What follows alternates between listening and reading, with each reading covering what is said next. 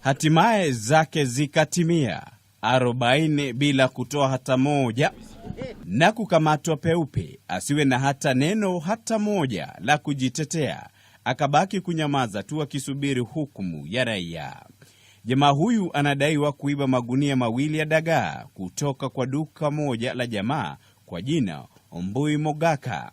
Jana nilitumiwa hizi mzigo kutoka Sindo, nikaziweka pale kwa Lamu, nikaenda kuona mgonjwa niko naye pale Nyanja, kurudi nikapata mzigo hakuna. Lakini japo mwenyewe kulalamika, hakupepesa macho, ndipo mwenyewe akaamua kumsaka mganga kutoka eneo hilo na kumtumia nyuki. Basi jamaa akabainika kuwa ndiye aliyeiba, na sasa safari ya kupeleka mizigo ikaanza kiguu na njia hadi walipofika alikoiba. Tangazia watu hapo, nani amechukua mzigo wangu? Mwenye amechukua mzigo wangu arudishe.